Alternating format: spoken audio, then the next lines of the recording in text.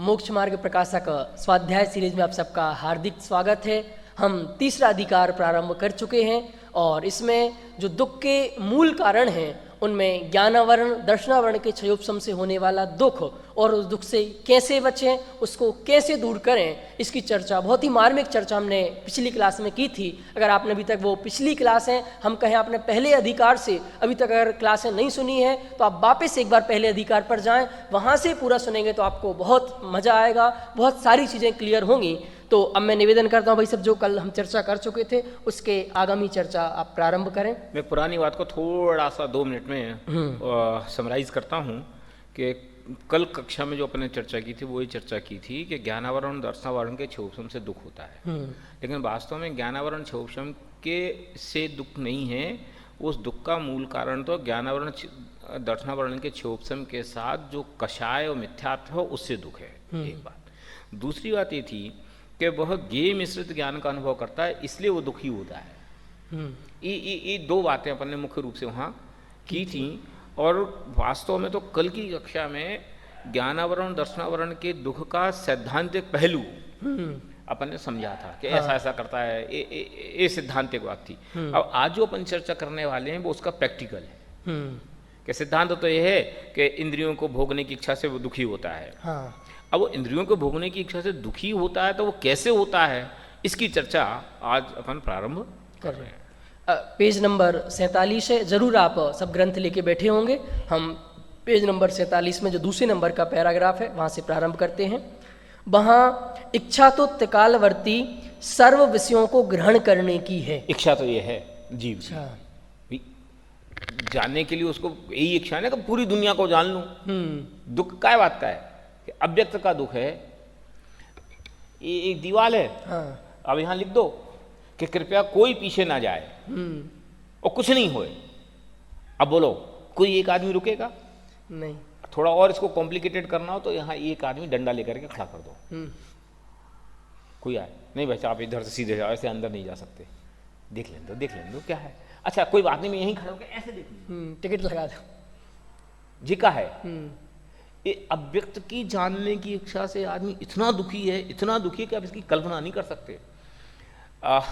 यद्यपि ये कहना थोड़ा अतिरेक होगा, लेकिन ये महिलाओं में तो इस बात का दुख बहुत ज़्यादा है। 2 लोग फुसर कर रहे हों और जैसे ही तीसरा आदमी आके चुप हो जाए, क्या कर रहे थे? नहीं कुछ नहीं। अब देखो उसका पेट का दर्द है। ये तो रोज अपन अनुभव करते हैं कि नहीं, किसी आदमी को चढ़ाना ही हो ना और वो दूर खड़ा हो और उसको देख देख करके तुम कुछ मत बोलो, केवल होंठे लाने लग जाओ, और जैसे ही वो आए तो उसको तो चुप, उसको ताकि वो देख ले कि तुमने बोला कि चुप। फिर क्यों क्या बात करें? नहीं कुछ नहीं। अच्छा फिर थोड़ा उसको और चढ़ाना हो तो थोड़ा नहीं वो तो आपके बारे में कोई भी कह रहे थे ना, उसकी बात कर रहे थे, उसमें दम नहीं है कुछ। नहीं क्या कौन क्या कह रहा था? अब देखो तुम्हारे पीछे हाथ धो के पड़ जाएगा कि बताओ बात क्या थी, और बात तो चूंकि थी ही नहीं तो तुम कसम खा के भी कहोगे ना कि सच्ची में कोई बात नहीं थी, तो वो मानेगा, वो यही मानेगा ये मैं बेवकूफ़ बना रहे। और उस समय तो बात चलो निपट जाए, फिर बाद में वो घर जाकर भी सो नहीं पाएगा, रात को तुम्हें फ़ोन करेगा, यार जिनेंद्र जी तुम बताओ तो यार क्या बात कर रहे थे यार, मेरे को मजा समझ में नहीं आई यार, मुझे बात तो कुछ थी, निपटाई दूंगा मैं, तो तुम तो बता दो जो होगा वो। समझ गए? बोले आप चिंता मत करो, मुझे बता। ये क्या है? ये अव्यक्त को जानने की इच्छा है। सर्व को देखो, सर्व को जानो। मैं इससे इतना आकुलित है कि आप कल्पना नहीं कर सकते। ये जो फेसबुक इंडस्ट्री है ये क्या है? मैं तुम्हें जान लूँ, आप कहाँ घूम रहे, क्या कर रहे, कैसी फोटो खींच रहे, क्या खा रहे, क्या पी रहे। सोचो आप, ये सोशल मीडिया का जो प्लेटफॉर्म ये क्या है? ये किस प्रकार की मार्केटिंग है? ये अव्यक्त को जानने की इच्छा के लिए मार्केटिंग है कि हम सबकी सब चीज जानना चाहते हो, अपनी सब चीज सबको जनवाना चाहते हैं। तो आदमी से पागल हो रहा है, बीमारी के रूप में डेवलप हो गई ये चीज। सही है, एडिक्शन हो गया इसका। सोचो आप। चलो वहाँ इच्छा तो त्रिकालवर्ती सर्व विषयों को ग्रहण करने की। और अभी सर्व विषयों में 5 इंद्रिय के सारे विषय ले लेना, माने एक इंद्रिय के अनेक विषय और 5 इंद्रिय के भी 5 विषय, माने कितने विषय होगा आप सोचो। और आपने तो जानने की बात किया, तो ग्रहण करने का मतलब मिल जाए मुझे। ग्रहण करने की है। मैं सर्व का स्पर्श करूं, सर्व का स्वाद लूं, सर्व को सूंघूं, सर्व को देखूं, सर्व को सुनूं, सर्व को जानूं, इच्छा तो इतनी है, परंतु शक्ति इतनी है कि इंद्रियों के सम्मुख आने वाले वर्तमान स्पर्श, रस, गंध, वर्ण, शब्द, उनमें से किसी को किंचित मात्र ग्रहण करे तथा स्मरणादिक से मन द्वारा किंचित जाने, सो भी वाह अनेक कारण मिलने पर सिद्ध हो। इसलिए इच्छा कभी पूर्ण नहीं होती, ऐसी इच्छा तो केवल ज्ञान होने पर संपूर्ण हो। बहुत स्पष्ट है, इसमें कुछ ज्यादा कहने की क्या बात है। अब कहो तो फिर वही प्रवचन हो जाएगा। एक शादी में जाओ आप, कोई बड़ी शादी में, जिसमें कम से कम 100-200 स्टॉल हो, वो आदमी पगला जाता है। उसकी इच्छा तो है कि मैं सर्व को देखूं। अब मैं समझ लो रसना इंद्री के एंगल से बात कर रहा हूं। अभी ये अब मिठाई के स्टॉल पे गया, 200 प्रकार की मिठाई देखी, अब सर्व को चखूं, तो इतनी भी लेकर के करता है तो वहीं पूरी नहीं खा पाता।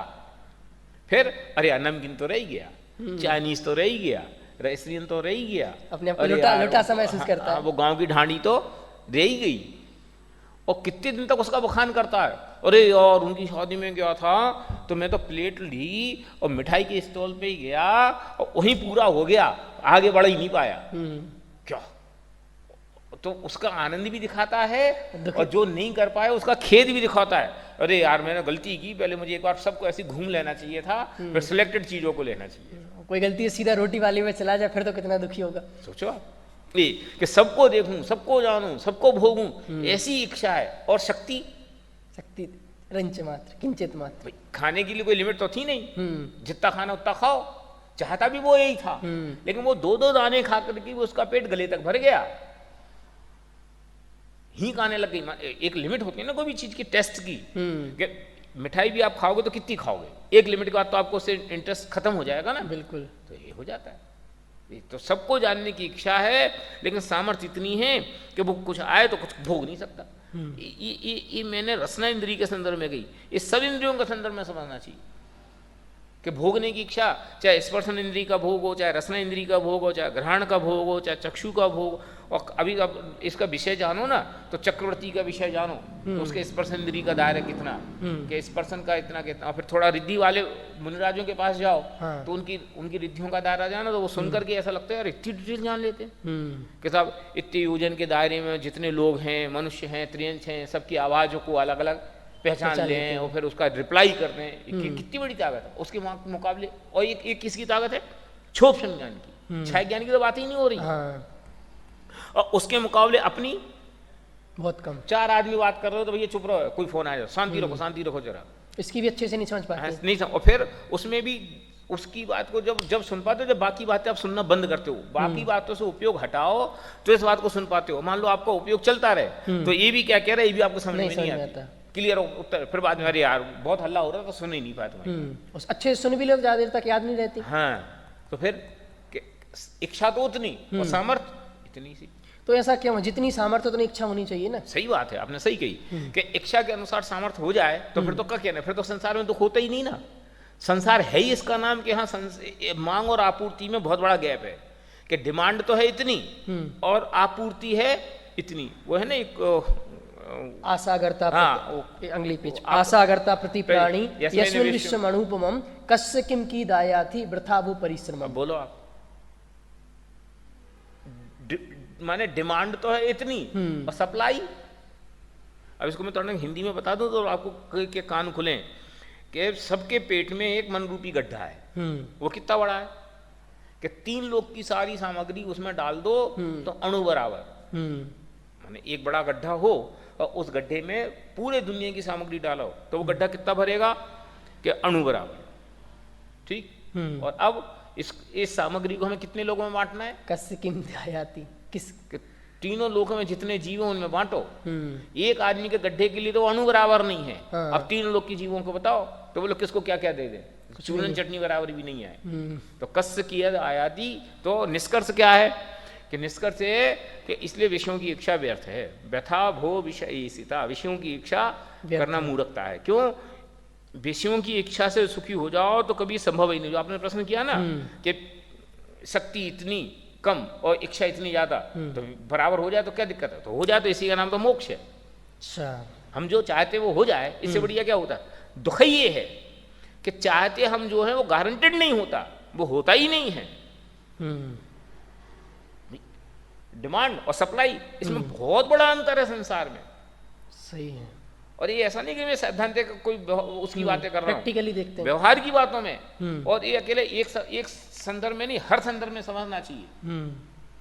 कोई को परिवार के एंगल से भी बात करो तो परिवार के सुख से, तो परिवार के सुख में भी बच्चे का सुख होगा तो बेटी का सुख नहीं होगा, बेटी का सुख होगा तो बहू का सुख नहीं होगा, बहू का होगा तो चाचा का नहीं होगा, चाचा का होगा तो मामा का नहीं होगा, नाना का नहीं होगा तो दादा का नहीं होगा। कितने सारे हैं सुख के पहलू। सबको सब लोग एक से मिलते हैं? नहीं मिलते। पैसे के संदर्भ में देखो, खाने के संदर्भ में देखो, पहनने के संदर्भ में देखो। और इसका एक दूसरा पक्ष ये भी है कि चीजें तो बहुत सारी मिल जाए पर सामर्थ्य नहीं है। क्या करेगा? जैसे अंबानी, उसके पास चीजें तो सारी हैं पर उतनी सामर्थ्य नहीं कि रोक सके। आज ही ऑफिस में बात कर रहे थे कि एक लिमिट के बाद पैसे का क्या यूज। एक लिमिट भाई, उस लिमिट तक तो आपको काम आता है कदाचित, जहां तक आप उसको कर सकते हो, लेकिन 1000 करोड़ के मालिक हो गए, 5000 करोड़ के मालिक हो गए, तो वो ये सुख तो बहुत औपचारिक है। क्या कि सब 50 फैक्ट्री हैं, 50 मकान खरीद लिए, बंगले खरीद लिए, भोगने जाओगे? कब भोगोगे उनको? यही भोगोगे मेरे इतने हैं, बस उनमें जो आपत्तियां आ रही वही हैंडल करनी पड़ेगी। देखने भी नहीं जाओगे। अब अगर मैं कहूं कि अंबानी साहब उनके पूरी दुनिया में जितने ऑफिसेस हैं उस ऑफिसेस में गए होंगे? नहीं, जा नहीं सकते। सोचो फिर कब भोग रहे? यही औपचारिक भोग रहे कि मैं इतने करोड़ का मालिक हूं। क्या मतलब है? फिर आप इसका एक सेकंड एस्पेक्ट ये आता है कि साहब क्यों नहीं भोग रहे? जब कोई भी आदमी को कुछ भी मदद करने के लिए तैयार है, कितने रुपए का कोई भी तकलीफ हो तो उसको दूर करने तैयार है, हाँ ठीक है, लेकिन उसके लिए कितनी उलझन। और ये वास्तव में पुण्य के उदय का हिसाब किताब है।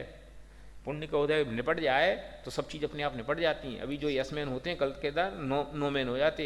ये सिंधिया जी का क्या हुआ? जिनके कारण कल तक कांग्रेस खड़ी थी, आज भी नो मैन हो गए।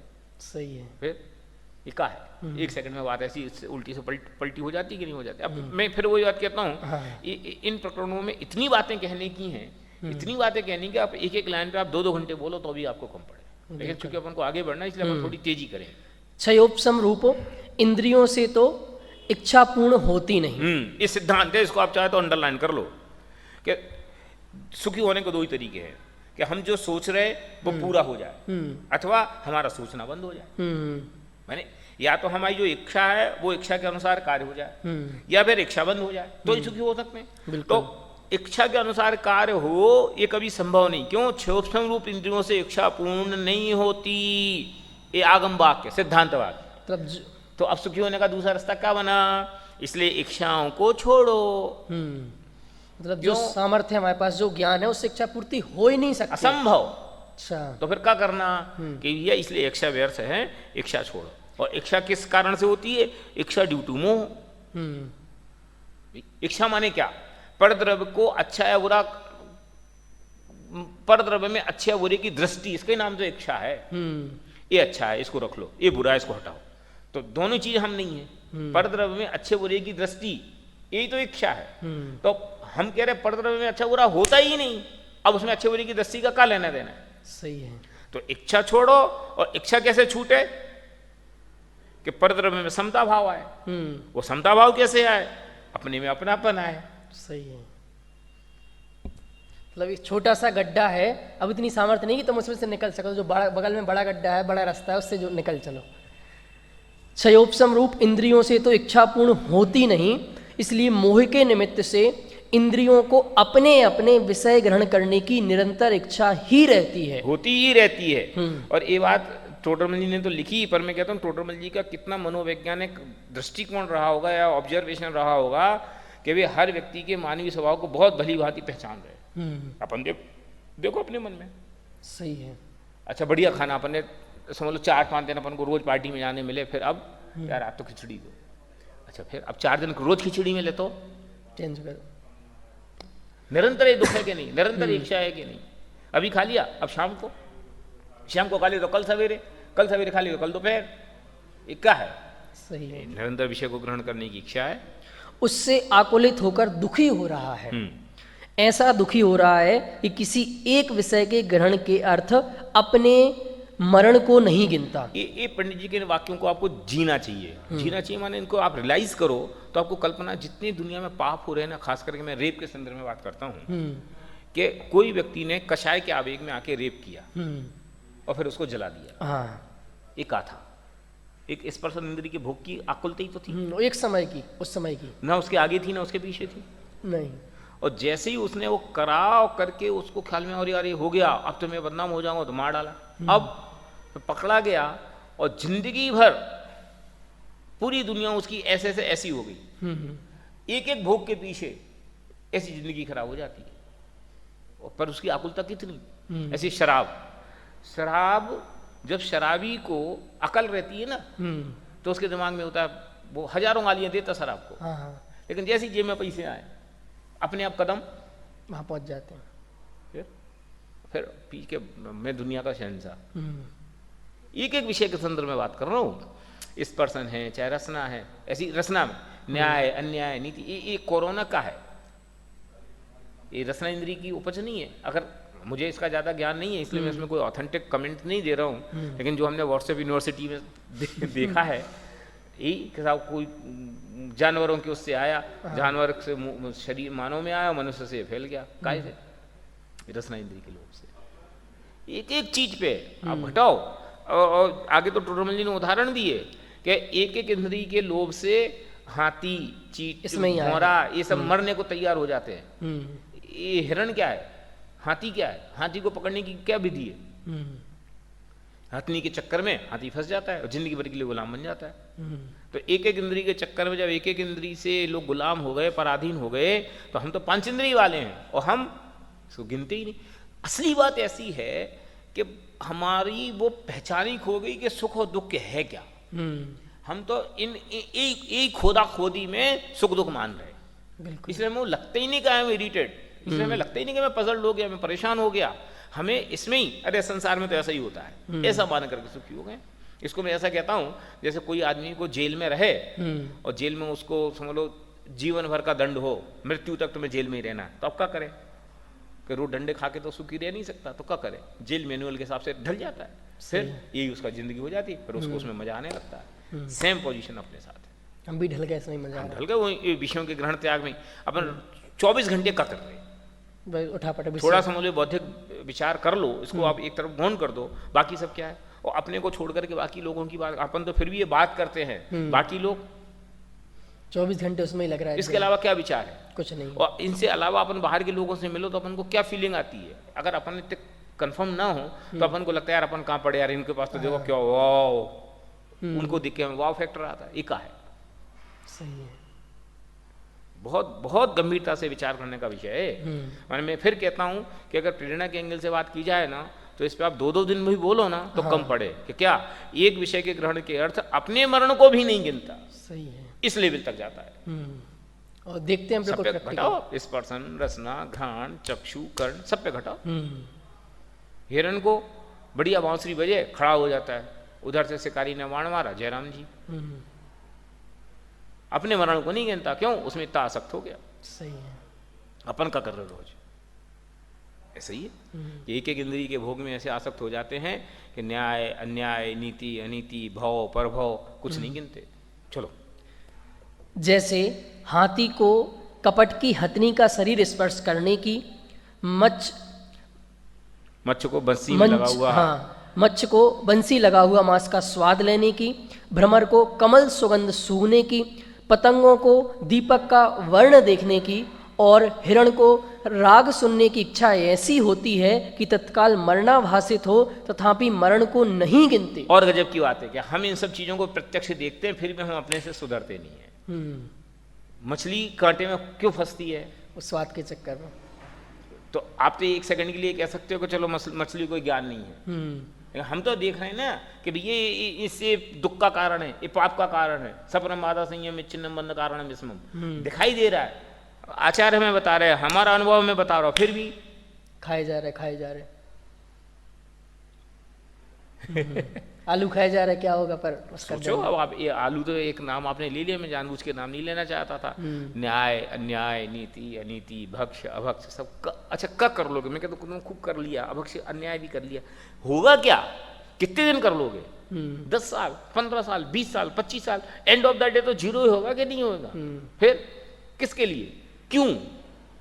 इतना प्रैक्टिकल देखते हैं कि सरकार चेंज होती नहीं कि सारी पोतन ना खुल जाती। फिर काय के लिए पाप, काय के लिए कसाय, पुण्य के उदय प्रमाण जो होना होगा होगा, पाप के उदय प्रमाण जो होना होगा वो होगा। ना पुण्य के उदय में हमें राग है, ना पाप के उदय में हमें द्वेष है, हमें तो जो है सो हम अपने स्वभाव में जयराम जी, बाकी जो होना सो होता रहे। भूमिका अनुसार जो विकल्प आएंगे आएंगे, हम उनका निषेध नहीं कर रहे, लेकिन हम उनसे इतने परेशान क्यों हो रहे हैं? सही है, ये तत्व ज्ञान का अवलंबन। बिल्कुल। विषयों को ग्रहण करने पर उसके मरण होता है, विषय सेवन नहीं करने पर इंद्रियों की पीड़ा अधिक भाषित होती है। इन शब्दों में बड़े गहरी भावनाएं हैं कि माने सब तो दुनिया में ये कहते हैं कि मरना सबसे बड़ा भय है। हाँ। लेकिन कई कई बार ऐसा होता है कि भोग इतना तकलीफ देता है कि मरण पर्यंत भी उसका भोग भोगना चाहता है। ये मैं पद्म पुराण अभी वो शायद मैं क्या पढ़ रहा हूँ, अध्यात्म योगी राम कोई किताब है। हाँ। उसमें वो वाली कहानी है कि वो मांस खाते थे, वो जिसके रसोइये ने उनको उसका मांस देना शुरू किया, शायद वो बाद में मुनि बन गए, अब मैं अभी भूल गया लगातार। हाँ। मैंने कैसे परिणामों की विचित्रता, उनको फिर देश निकाला दे दिया, देश निकाला हो गया, फिर वैसे कोई मुनराज मिले उन्हें उपदेश दिया, फिर ऐसे हो गए। अब केवल ज्ञान हुआ नहीं हो, मुझे इसमें कन्फ्यूज हो गया, आज सवेरे ही मैंने पढ़ा कैसे कैसे परिणामों की विचित्रता। वो वज्रबाहु का कि शादी करके जा रहे, साले ने मजाक करी मुनराज को देख करके, तो जिया जी आप दीक्षा लोगे, विचार तो ऐसा ही है, तो ले ली। और फिर साले ने ले ली, उसका 2-4 सैकड़ों संगियों ने ले ली, पत्नी ने ले ली, समझे कैसा कैसा विचित्र परिणाम। और कैसा विचित्र परिणाम कि जरा सा एक वो सफेद वाल देखा, दीक्षा ले ली, इक्का है। और उसके पहले तक ऐसा थोड़ी कि सफेद वालों ने कोई तभी देखा, मुनराज को तभी देखा, बस काल अब दिया गया सामने। अपन इतनी बात कर रहे हैं, इतनी चर्चा कर रहे हैं, पर जब तक ये बात करते हैं, चर्चा करते हैं, तो ये बातें बिल्कुल 100% सही लगती हैं, पर जैसे ही यहाँ से बाहर निकले दुनिया में रंगे तो सब बातें बेकार हो जाती हैं। नहीं, ये आप बिल्कुल गलत कहते हो, इस पर मैंने बहुत विचार किया है, मैं कई बार इस पर बहुत बोलता भी हूँ कि हमें लगता है कि हमें पढ़ते तो हैं लेकिन इसके पढ़ने से कुछ होता नहीं है। ऐसा नहीं है, मैं इसको ऐसा कहता हूँ, कुछ नहीं होता ऐसा मत कहो, होता बहुत कुछ है, पर इतना नहीं होता जो हमें दिखाई दे। जैसे यहाँ बहुत धूल जमी हो और आप हल्का सा हवा मार के साफ करो, हाँ, तो सफाई दिखाई तो नहीं देती, लेकिन हवा मारी तो सफाई हुई कि नहीं हुई? तो फिर अब समस्या हमारी ये है कि गंदगी बहुत सारी है और उस गंदगी को हटाने के लिए प्रयत्न हमारा बहुत हल्का है, इसलिए हमें वो सफाई दिखाई नहीं दे, लेकिन अल्टीमेटली सफाई होगी। इसलिए स्वाध्याय करने से, चर्चा करने से कुछ नहीं होता, ऐसा बात नहीं। क्यों 24 घंटे बैक ऑफ माइंड में हमारे ये नहीं रहता, एक तरफ दूसरे रुका करता नहीं है। कोई प्रतिकूल संयोग बने तो तुम उसे अपने आप को भिन्न नहीं देखते, कोई अनुकूल संयोग बने तो उसमें मेरा क्या है ये नहीं देखते। सही है, ये कहाँ से आई दृष्टि बताओ? इसी से आई सतत चिंतन। ऐसे ही है, पानी वो पनघट पे एक एक बूंद जो टप टप होती है तो एक ना एक दिन टूट जाती शिला, लेकिन जब तक नहीं टूटी, जब तक पानी ने कुछ नहीं किया, प्रति एक एक बूंद कर रही है सब कुछ, पर उसकी निरंतरता से हुआ ना।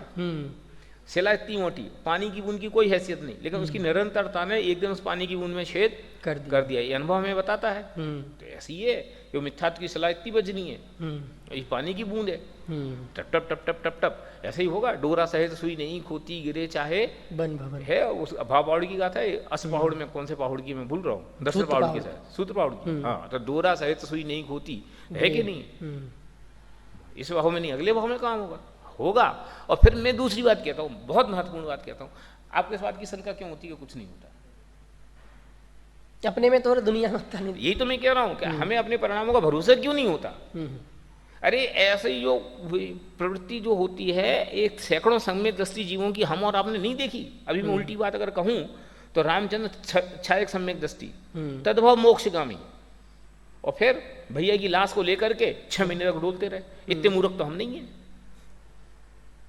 2 दिन में भूल जाते हैं, तत्काल ही बिल्कुल भिन्नता अनुभव। बोलो आपसे, मैं जानबूझ के कुछ पर्टिकुलर शब्द यूज किया हूँ, मैंने अगर देखने वाला आदमी तो ये देखा ना, ये कैसे पागल आदमी है, और इतनी पागल कि वो देवता को आना पड़ा। सीता का जी कौन जीव आया था, रावण किसका जीव आया था उनको संबोधने, और वो फिर वही हल चलाए, वो उल्टी उल्टी क्रियाएं करे, तो ये क्या कर रहे हो, तुम क्या कर रहे हो, तो अकल आ गई। ये क्या है, ये मोह का नियोग है। सुनते हैं कि हर नारायण इसका हर नारायण बलभद्र का ऐसे ही संयोग होता है। अब बोलो क्या है, हनुमान तद्भव मोक्षगामी, शिला पे टूटे, माने गिरे तो शिला टूट गई हैं सब, और फिर भी लड़ने कैसे पहुंच गए सबके साथ हैं, फिर पत्नी से मिलने कैसे गुपचुप पहुंच गए, और फिर बाद में कैसे आ गए, फिर 1 सेकंड में जरा सा आया तो 22 साल तक देखा नहीं। ये कितने कितने, और फिर ऐसे कि जंगलों की पत्नी के वियोग में जंगलों की क्या बोलते हैं, खाक छानते रहे। हे मृग हे मधुकर सैनी तुम देखी सीता जग नैनी। ये तो राम के संदर्भ में, तो हनुमान की कह रहा हूं, अंजना के संदर्भ में, पवनंजय, हाँ पवनंजय के संदर्भ। तो फिर बोलो एक का है। इसलिए हम कई बार अपने परिणामों को भी आइडेंटिफाई नहीं करते, हमारी बहुत बड़ी मिस्टेक है। क्यों, हमारी प्रतिपादन की शैली क्या हो गई है कि हम तो अज्ञानी हैं। हाँ। ज्ञान किसका नाम है, मैं पूछ रहा हूं, यद्यपि विषयांतर बात हो गई, लेकिन मैं कह रहा हूं ज्ञान किसका नाम है, भेद ज्ञान इंप्लीमेंट कहां से होगा। मैं फिर वही बात कह रहा हूं कि श्रद्धा तो अंतरंग है, लेकिन वो अंतरंग श्रद्धा आखिरकार किसी न किसी प्रकार से बहिरंग दिखेगी ना। तो आप अपनी श्रद्धा को फील करते हो कि नहीं करते हो, मैं अपनी श्रद्धा को फील करता हूं कि नहीं करता हूं। फिर क्यों हमारे चित्त में लगातार शंका आती है कि कुछ नहीं हो रहा, कुछ नहीं हो रहा, कुछ नहीं हो रहा, ये निरुत्साह का वातावरण क्यों। सही है, समझदार पढ़ने से कोई लाभ नहीं है। अरे गजब कर रहे हो, समझदार पढ़ने से लाभ नहीं है। ये भेद ज्ञान की दृष्टि तुम्हारी नजर में जो आ गई है, ये कैसे आई, समझदार पढ़ने से। एक तरफ दूसरे तरफ का करता नहीं है, होता स्वयं जगत परिणाम, मैं पर का करता का काम। ये पढ़ने से ये निरंतर तुम्हारे चित्त में जो ज्ञों के प्रति समत्व का अभाव आ गया है, उनके प्रति एक प्रकार से अरुचि का जो परिणाम आ गया, ये कहां से आया, वो पढ़ने से। सोचो। इसलिए कि ना वो अलग बात है कि 24 घंटे आप उसमें नहीं डूब। मैं अंतिम उदाहरण देकर इस बात को पूरी करता हूं। एक छोटा सा बच्चा 1 गिलास दूध है, हाँ, और उसमें 2 दाने शक्कर डाले। अब मैं आपसे पूछता हूं वो दूध मीठा हुआ कि नहीं हुआ, तो बच्चे को पिलाओ, तो वो कंप्लेंट करता है कि इसमें तो शक्कर डाली नहीं। अब मैं आपसे पूछता हूं कि दूध मीठा हुआ कि नहीं, बोलो हुआ। फिर वो बच्चा झूठा बोल रहा है, जो उसको चाहिए उस लेवल की नहीं हुई, बात खत्म हो गई। सेम बात मैं ही कह रहा हूं कि 1 गिलास दूध में हम 2 दाने शक्कर डालेंगे तो 2 दाने जितनी मिठास आएगी, जब हमें उतनी मिठास नहीं पोसाती तो चम्मच भर के डालो। इंपॉर्टेंट है मिठास पता है। ऐसे ही कि हमें तत्वज्ञान पता है, अब हमें अगर ये 2 बूंद तत्वज्ञान नहीं पोसाता तो चम्मच भर डालो ना, कौन ने मना किया। हम 24 घंटे में कितनी देर तत्वज्ञान का विचार रखते हैं, सही है, कितनी देर रखते हैं, विचार तो 24 घंटे ही है। जितनी देर मान एक्टिव विचार तो कितनी देर रखते हैं, और फिर उससे हम कहते हैं कि कुछ नहीं हो। अगर आपको उतने में नहीं पोसाता तो आप 24 घंटे पढ़ो ना, 24 घंटे तत्वज्ञान में हो जाओ, कौन मना करता है। फिर देखो आपको मजा आएगा कि नहीं। इंपॉर्टेंट ये है कि आपको ये रास्ता ख्याल में आ गया, आपको सुखी होने की मूल जो विचारधारा है वो विचारधारा ख्याल में, ये कोई छोटी बात नहीं है। मैं से कहता हूँ दृष्टि बदल जाना भी कोई छोटी क्रांति नहीं है, सही ट्रैक पर आ गए, गलत। हाँ, ये कोई छोटी मोटी बात नहीं हुई, पहुंच जाएंगे चलेंगे। इसलिए दीनता या ये अनुत्साह हमारे चित्त में आई ठीक नहीं। हाँ, विषयों का ग्रहण करने पर उसके मरण होता है, विषय सेवन नहीं करने पर इंद्रियों की पीड़ा अधिक भासित होती है। इन इंद्रियों की पीड़ा से पीड़ित रूप सर्व जीव निर्विचार होकर जैसे कोई दुखी पर्वत से गिर पड़े, वैसे ही विषयों में छलांग लगाते हैं। इन पे ऐसे चित्र बनाए, इसका चित्र तो आप संसार दर्शन को देख सकते हो। संसार दर्शन के चित्र की शायद अपन ने पिछली कक्षा में 1 आध बार बात की भी थी। हाँ। ये बिल्कुल वही चित्र है कि वो 1 बूंद शहद और नीचे वो गड्ढा, वो अजगर और मधुमक्खी, वे कुछ नहीं दिखाई दे रही, कट रही, हाँ वो कुछ नहीं दिखाई दे रहा। ये बूंद आ जाए, ये बूंद आ जाए, ऐसे ही। नाना कष्ट से धन उत्पन्न करते हैं, उसे विषय के अर्थ खोते हैं। मैंने दोनों बात है कि पहले चाहिए भी है और फिर खर्चना भी है। कई के लिए चाहिए था कि भोग भोगने के लिए, फिर भोग भोगने के लिए खर्चते भी। अरे तो सुख काय में, इकट्ठा करने में कि छोड़ने में, नक्की करो। छोड़ना ही है तो अभी किसी को चोरी हो जाए तो दुख होगा, और खुद ही उसको लुटा दे। शादी ब्याह में ऐसे एक गड्डी लुटाई जा रही, एक हो रहा है, है आई एम समथिंग। जो छोटा आदमी है वो 2 रुपए की गड्डी उड़ाता है, जो बड़ा आदमी वो 200 रुपए की गड्डी उड़ाता है, जो और बड़ा आदमी 500 रुपए की गड्डी और बड़ा हो तो 2000 की गड्डी उड़ाता है। ये का है तो अच्छा, इससे कब मजा मिल रहा है? सिर्फ ये औपचारिक मजा कि आई एम समथिंग।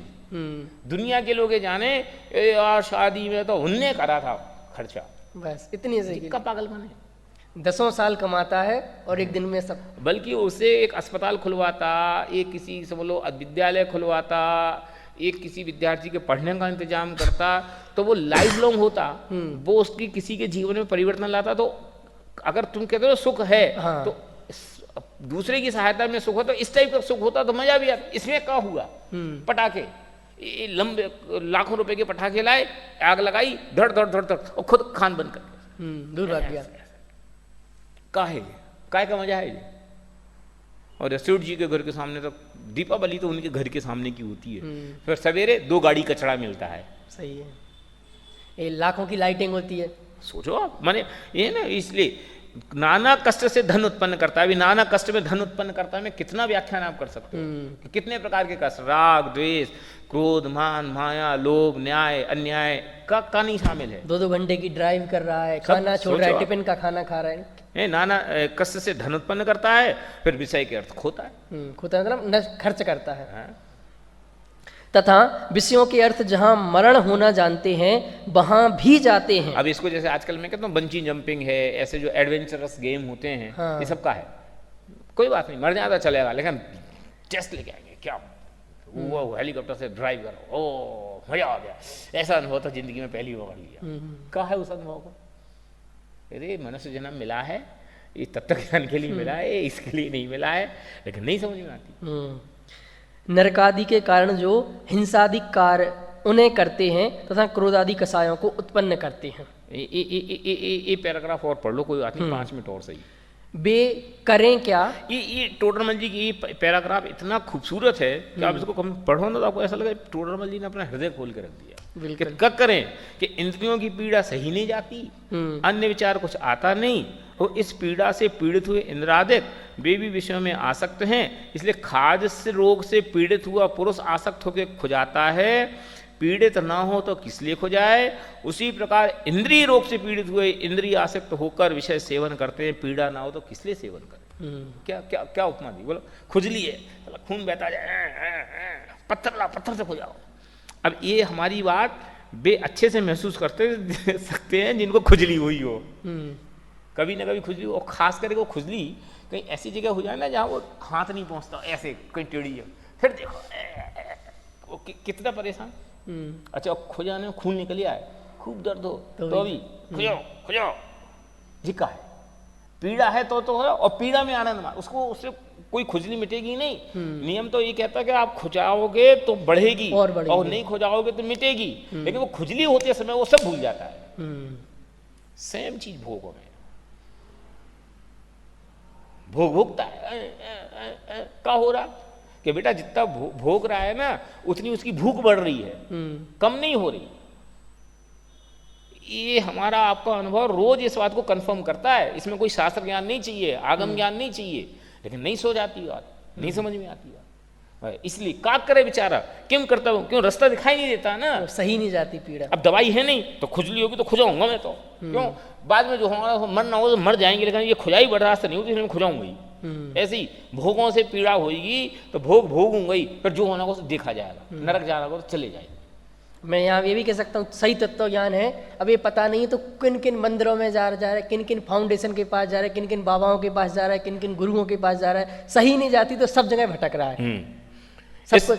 हाँ, इस प्रकार ज्ञानावरण दर्शनावरण के क्षोभन से हुआ इंद्रिय जनित ज्ञान वह मिथ्या दर्शनादि के निमित्त से इच्छा रहित होकर, इच्छा सहित होकर दुख का कारण हुआ। ये दुख का कारण है, ये तो हुआ फंक्शन। अब उसका थोड़ा सा अलग एंगल कि जो आदमी उपाय करता है उसके लिए वो क्या उपाय करता है, खाद खुजाने वाले उसकी चर्चा, फिर भी उपाय फर्जी हैं, झूठे हैं उसकी चर्चा, फिर सच्चा उपाय क्या है इसकी चर्चा अपन अगले 2-3 सेशन में करें। सचमुच दुख के कारण क्या हैं और उनको दूर करने के लिए हम कैसे कैसे उपाय कर रहे हैं, क्योंकि उपाय तो कोई ना कोई कर ही रहे हैं, क्योंकि वो पीड़ा सही नहीं जाती है। तो सच्चा उपाय है तत्वज्ञान ही है, इस जिनवाणी को स्वाध्याय करना समझना ही है। ये बात आप अगर समझ जाएंगे तो आप निश्चित रूप से सुखी होंगे। ऐसी बहुत ही मार्मिक चर्चा हमने की। इसकी जो अगली चर्चा है वो हम अपनी अगली क्लास में करेंगे। तब तक के लिए सभी को सादर जय जिनेंद्र।